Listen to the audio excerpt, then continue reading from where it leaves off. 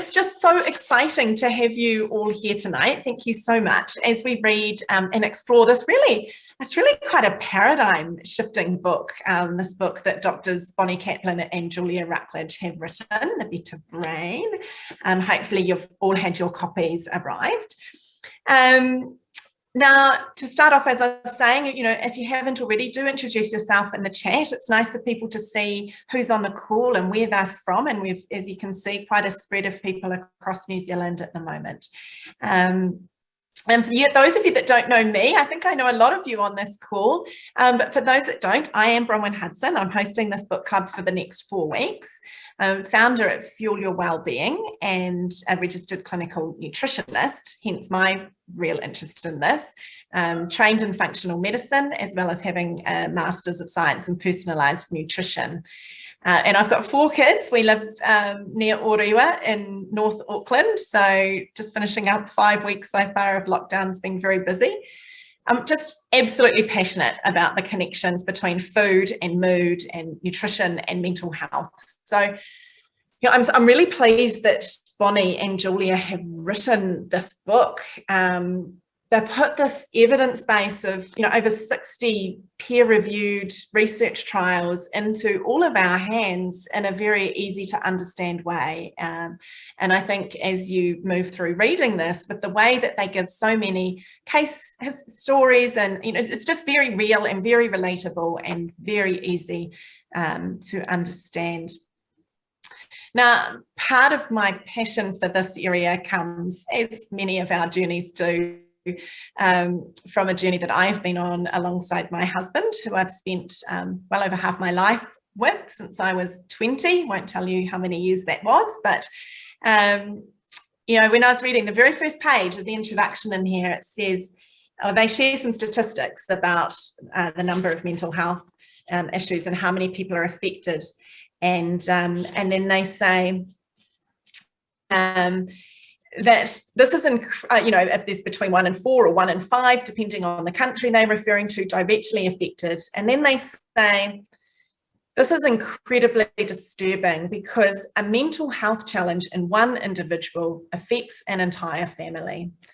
And I think it would be unusual if there is anybody in this group here tonight that hasn't been directly or indirectly affected by the impact of somebody in their circle that has been affected by mental health challenges. So I certainly know, as I've walked alongside my husband on his journey with chronic fatigue, depression, acute mental distress, it's absolutely had an impact on me as well. And it's been a real driver for me to try and understand better the ways that I can help him support his well-being, help him to thrive in the way that he does.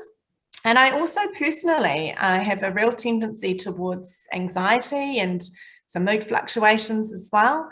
And I also have a genetic susceptibility towards mental health risk. So that shows up as having a greater need for certain nutrients and things to keep me on the straight and narrow as well. So it's a really interesting field for me in that. And, for all of those personal reasons, as well as the fact that it's a real, it's the real cutting edge of where the science and nutrition and mental health is at the moment. So it just makes sense that I've ended up specialising in this field, connecting the dots between food and mood. So our first discussion point for tonight, so Bonnie J. Kaplan and Julia J. Rucklidge, authors of this, they say that one of the frustrations that inspired them to write this book is that the public is constantly bombarded with the importance of eating well for their physical health, and very little acknowledgement of the role in their mental health. Now, I notice this hugely in my field of work, and I think, I think many of us, women in particular, we're very targeted by the media on ways that we should eat to look a certain way, as opposed to focusing on how we could feel if we make certain choices. Lots of nutrition research, everywhere, social media, news media, everywhere, we really are bombarded on weight loss and physical health. And And then when we talk about mental health, the focus is normally mindfulness and talking therapies, very useful, very validated forms of support and help for mental health, but nutrition is not often part of that conversation. And I was just interested, first of all, on whether anyone else has experienced that or what people's experiences have been.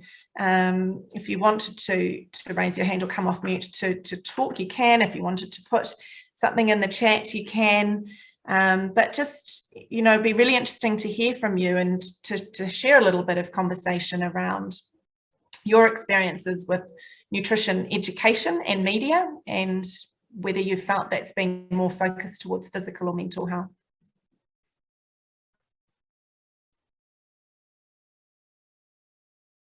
All those mutes, no one's coming off.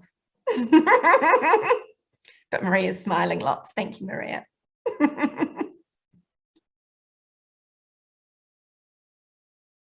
Yeah, and so it is interesting, isn't it? How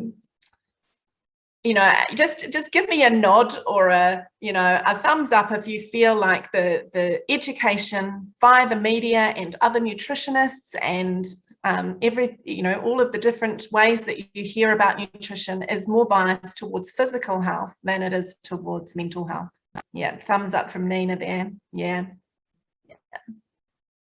So it is fascinating, and it's interesting that this has helped drive the work that Bonnie and Julia have done. And it's quite interesting speaking with Bonnie because it was really accidental. The thing I love, obviously I'm a nutritionist, and so this is my real passion area, but Bonnie and Julia are psychologists, and this is not what was part of their training at all. It was not what they were expecting to find, and they've really followed their noses down this path. So because it's currently 1:45 in the morning for Bonnie in Canada, she wasn't going to join us live. I was, a little bit of lack of motivation to get up and speak with us at that time of the day, I think. And she so generously gave up her time on a Saturday afternoon instead for me to pre-record a couple of questions with her to share with you tonight. So first thing I'm going to do, what I'm going to do now is share this with you. I did intend to record 10 minutes with her. I ended up recording half an hour, and we spoke for longer. She's an incredibly intelligent, humble, passionate, academic human who just has so much to share. So I'm going to share a snippet of that with you now, about 10 minutes worth, and then tomorrow I'll send you an email with a link to watch the whole thing if you wanted to in your own time.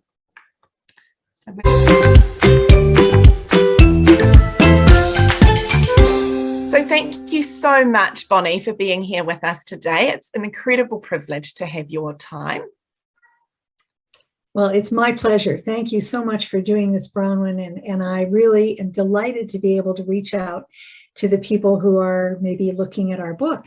So that's very exciting to me. It's very exciting. And your book is a huge hit, that's for sure. So, speaking of your book, one of the first things I read right near the beginning about you and Julia, you said, we both have been taught that nutrition and diet were of trivial significance to mental health, and that only drugs or psychotherapy were of any value as treatments. Wow, how much of a paradigm shift was it for you to look at the role of nutrients in mental health, and what sort of triggered that journey for you? Oh, well, it was a huge shift, actually, Bronwyn. But you see, we are all products of our education, are we not? Indeed. And the people who were telling me that had never been taught what nutrients do in the brain. That's why one of the major triggers for me being motivated to write this book is a diagram that is in chapter 2. It has had the biggest impact on people's lives of anything that I've ever shown on a slide. And on my website, I have a 4-minute video explaining just that also. It is a very simple concept. It's why our brains need minerals and vitamins, which I will call micronutrients, minerals and vitamins, every minute of every day. They are the cofactors that make our enzymes, enable our enzymes to work. Such a simple concept. And yet clearly, educated people are not being taught this. Our physicians are not being taught this by and large. But when I would show that slide and show what it meant in terms of, say, tryptophan being converted to serotonin, and everybody's heard about how good serotonin is for us, there was always this aha moment. And people would come up to me after my talks, and this has been going on for 15 years, saying, Bonnie, I never understood it before. And now I know why I have to choose my food carefully and eat better. And I thought, what a simple concept. But we weren't taught it in school. Which is interesting, because, you know, in the nutrition field, I have been taught that in school. However, whenever I've shown it, I show a much more complex slide than you have. So you've really broken it down and highlighted just those nutritional cofactors and their roles. Yeah, and one of the reasons I use that slide, and not, I mean, obviously it could be a hugely, the kind of complicated slide or figure that everybody, their brains just freeze over. They don't freeze over on the simplified one, thank goodness. But it also enables me to make another really important point. And that is our society is used to looking for a magic bullet, and especially for a single pill. And so if you have an infection, what do? You take one thing, an antibiotic. If you have X, you take Y. It's as simple as that. And our funding agencies support that because they fund research on single nutrients at a time. We've had funding agencies send back grant applications to very competent clinical trialists saying, this is a great study, but we're not going to fund it. Would you please pick one nutrient? Those are people who had never looked at something like that figure in chapter 2 that explains the diversity of micronutrients that are needed in the pathways at all times. How can you pick one nutrient when you look at a graph or a figure like that, you know? Absolutely. So that's been really quite revolutionary, that you've gone down this broad spectrum multi-nutrient or micronutrient approach. Well, it came to me, and this story is told in the introduction, okay? It came to me. This wasn't my brilliant insight, Bronwyn. I don't want to, this is being recorded. I don't want anyone to misinterpret. It was not my brilliant insight. It was the insight of a man named David Hardy working with a man named Tony Stephan, who were just trying to solve serious mental health issues in Tony's family. And because David Hardy knew that that's the way we supplement farm animals, that was what he thought to do for people. Very simple concept, right? Isn't it? Such a simple concept. And you know, that's really interesting for me, because you actually say in the book as well, if some of these minerals are deficient or absent from the soil, the plants will be deficient, and the animals or the people eating the plants will be deficient. Now, in New Zealand here, we have a huge agri event called Field Days, and I was invited to speak there this year on wellbeing in the agri space. And as I was walking around, I just was amazed at the nutrition science that's at play for the animals and for the plants, and that it's mainstream and very scientific in the agri sector, but it's not mainstream in human health. Why do you think that is? Why do I think that is? Well, I'll quote somebody. I don't remember his name, so it has to be anonymous, but it was a PhD physiologist who worked in one of our agricultural research stations in Alberta. Alberta has lots of cattle and hog farms. And he was telling me how, of course, it's all accurate that we need to be feeding people a broad spectrum of micronutrients. And why was this not transferred from animal research? He said, first thing you have to know is there are more PhD physiologists in just Alberta, one of the provinces, studying nutrition in terms of animal health than there are in human health for the entire nation of Canada. That's the first thing to understand. People just haven't been interested. And secondly, you know, it's follow the money trail. and it's bias. If we humans really are looking for a magic bullet, we have to teach people to stop doing that and demand from their physicians that they stop doing it. But right now, where the money is with pharmaceutical treatments of mental health problems. You cannot patent minerals and vitamins in any meaningful way. You don't market them in a way that will raise money. Absolutely. I mean, there's a lot of health claim restrictions too. So that's interesting as well, because you've gone down this route of staying very separate in terms of funding from even the pharmaceutical companies or the formulas that you've chosen to study. Why was that important why I for did you? that I've been the influence behind that. Do you want to know why? Yeah, please, yes. Because I'm old. And that means when I was in training, Bronwyn, I knew that no physician or medical scientist was considered to be ethical if they took money from a company to do research. And I watched this huge swing away from that to the point by, I don't know what year, but certainly by the present point, 100% of the clinical trials of drugs are funded by the pharmaceutical companies. That's a big change. But there was, when I was in training, it didn't touch me. I was training in basic science stuff, but and psychology too. But the people around me, I was always in medical faculties, and it was just considered to be morally wrong, ethical. Maybe that's not the right word. Ethically wrong. Ethically. It's a question of scientific integrity. Yeah. So it's interesting, why isn't it? I remember those days. So the age was the reason there. And at a certain point, with the two gentlemen I mentioned who eventually formed a company, and multiple occasions we sat down and talked about, well, how could they foster research without being seen to bias it, to be corrupting it, etc. And I was the one who led them to certain guidelines about what they should support by providing free products and free placebos, and how they should stay out of any kind of and keep the scientists staying out of any kind of conflict of interest. So, and I've never regretted it. And I don't think any of my other colleagues have too. That means it's a little more, it's harder. And that's why I have two charitable funds where I've raised and distributed about $900,000 to fund research.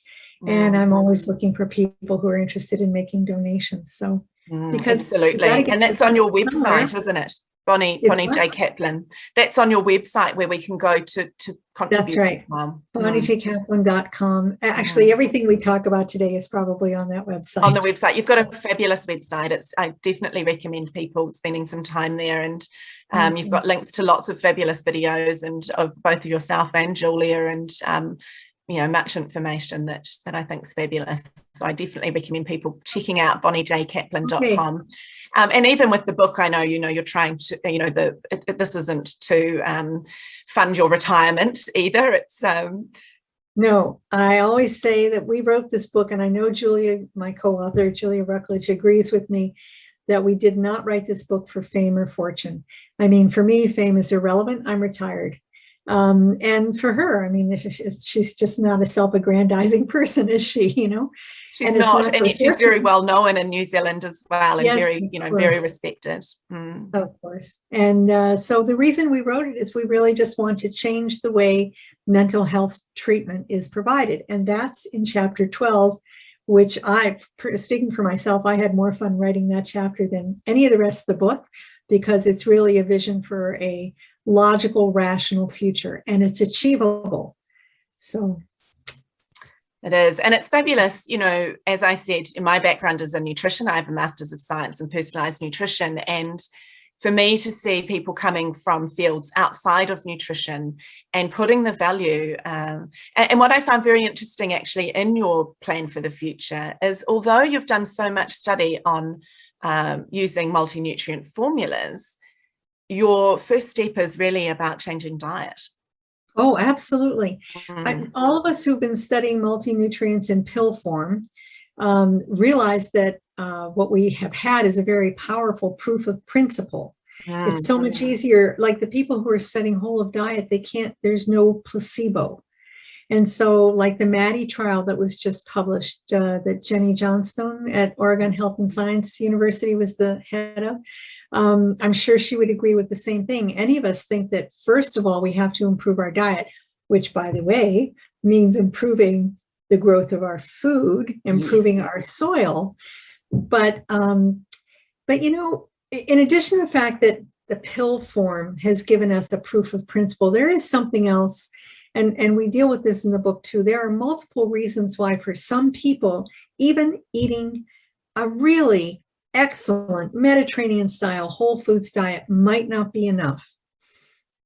And I think it's important that people know about these explanations, because the last thing we want people to do is to feel guilty, like, oh, I'm not being pure enough. I'm not a purist about anything, Bronwyn. So exactly. I just think, you know, people who are doing a really good job of getting rid of the garbage and extra carbs and ultra processed food and really eating a whole foods diet, sometimes they still benefit from nutrients in pill form. And so those should be available to them.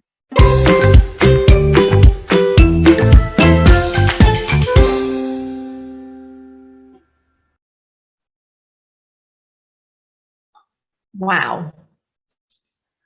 That was just less than half of the recorded interview with Bonnie, and getting to watch that again, she's just got so much to share, and so much heart and love that's gone into her career and her research.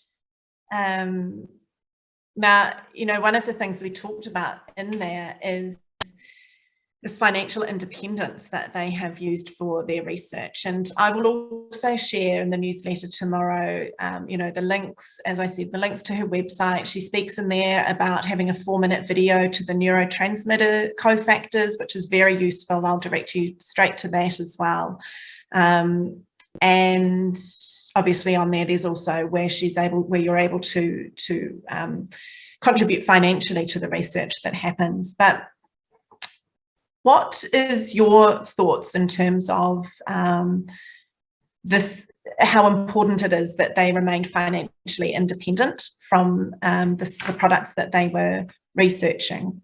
And if you do believe that that's important, why do you know, is it different that we then accept virtually all pharmaceuticals are actually, and especially those funded for mental health problems, are actually evaluated and funded by the companies themselves? And do we see this as being an issue? I just saw a nod from a psychologist on the call.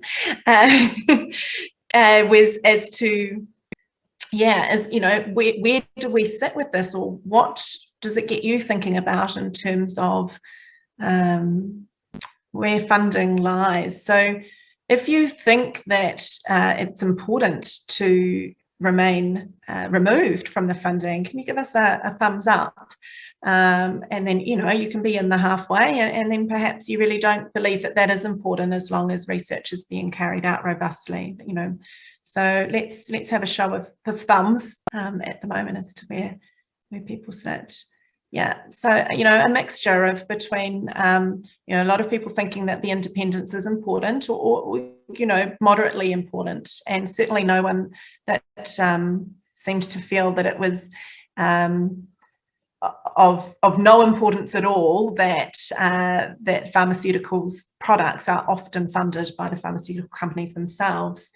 Absolutely, a comment there, you know, saying it gives you faith in the research that it isn't being tampered with. And I think Bonnie made an important point there that that yes, the companies producing the products are staying away from any potential conflicts of interest, but that the researchers are as well. And I think that is as important than anything else. So we do talk a little bit more about that further on in the conversation that I'll share with you tomorrow as well. So just to have one more question that I thought we discussed or just mentioned tonight, just to get you mulling over as you're on the call. I guess, first of all, you know, is for the people on the call, I know obviously you've already joined my group, you've already, you're here because you're interested. This is a new interest to you, or a new idea to many of you. Just think about perhaps what experiences you've had in your life that may have you thinking about why nutrition could be important to mental health and why it's something that you're interested in. Perhaps you've experienced a link between nutrition and your diet, and perhaps your resilience. Got the lovely Mel Morris on the call tonight, who some of you may have seen in our little mini resilience series that we have in the Facebook group. Talked about lots of different aspects of resilience. I don't know that we actually even talked about diet and resilience in that mini series. No, we didn't. But perhaps that's something that that people may like to just put in the messages. Or if anybody does want to come off mute, you're welcome to share.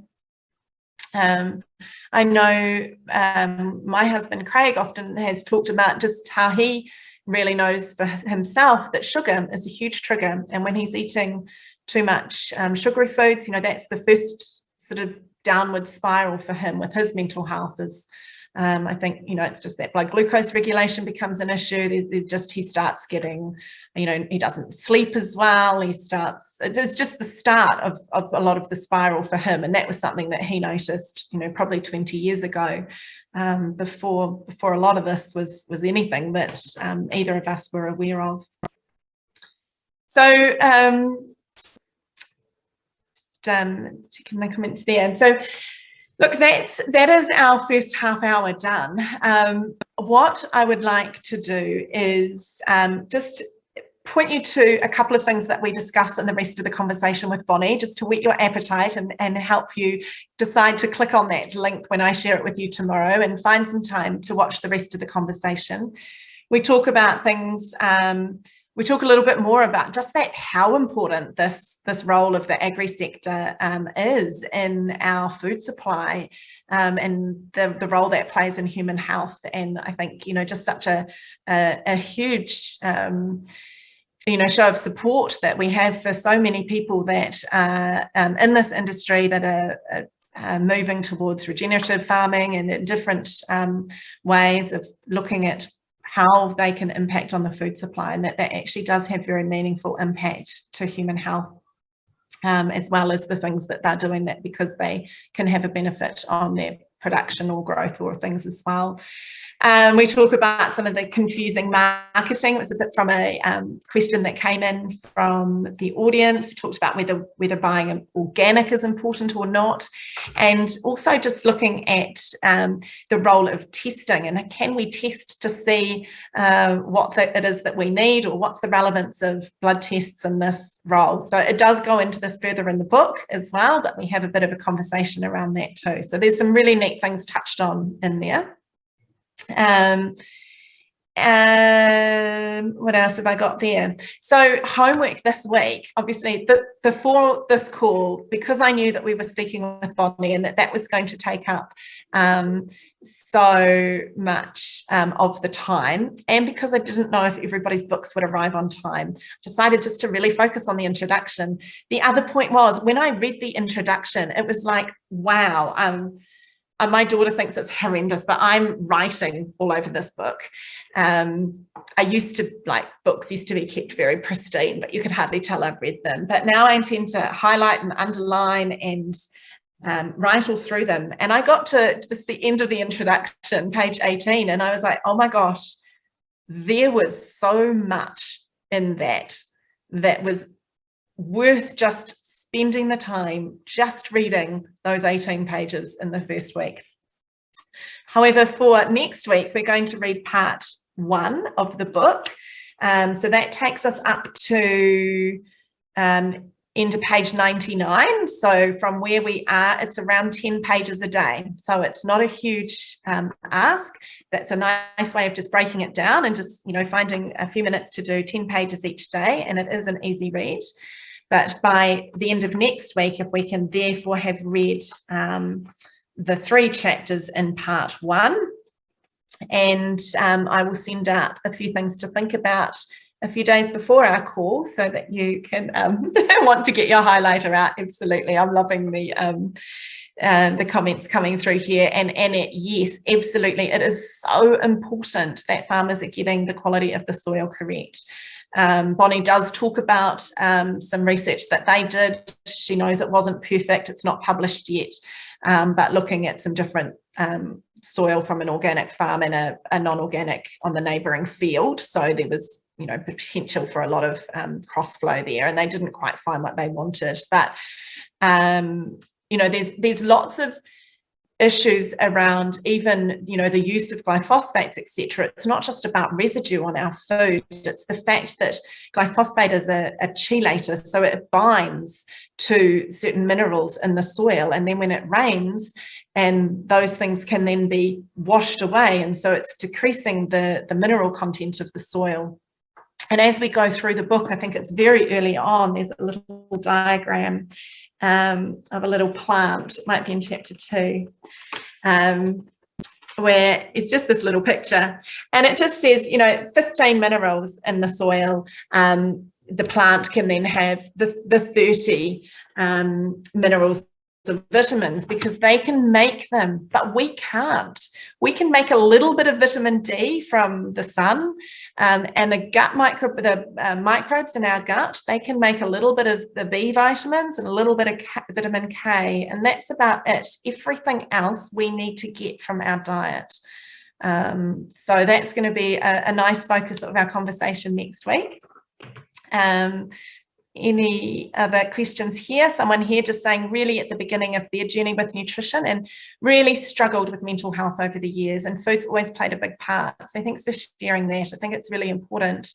Eating too much, not eating enough, and very unhealthy as well. So wanting to learn to create balance, and it's a real passion area of mine to just have that, to relook at what balance is. Often when people come to see me as a nutritionist, they're wanting to balance their macros, you know, as my protein and carbs and fat composition, right? And I like to move people to thinking about those micronutrients. Are we getting all the vitamins and the minerals that often are not reported on the,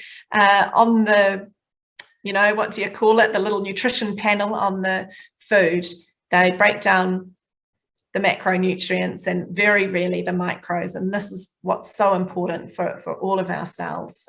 So a balanced diet is a balance of all of the micronutrients, the amino acids, the antioxidants, the phytonutrients, etc., as opposed to focusing too much on the balance of the protein and the carbs and the fat. So lots of exciting times ahead over the next 3 weeks. Thank you so much for your time here this evening, and we can go and see how the netball is going. I'm not sure. Great little conversation happening there around soil education. If someone does know that about who is leading the way with soil education in New Zealand, and is it still under Organic NZ? Not sure. So if anyone, you know, does that. The other thing is we've got the Facebook group. So please, if you come across anything interesting as you're reading, or reading wider than the book even, please do share it in there. That's not just a place for me to post things. It's very much a place where we can all share and inspire each other. So please do feel free to share links and start conversations and just keep this going in there. There's a lot of people in this group that are very clued up and interested, and have a lot of reading that you're doing. Please do share that with us, and a lot of personal journeys. Just in the comments, there's lots of things coming through here about husband's journey, not too dissimilar to mine, and how it's led them down the path they're studying.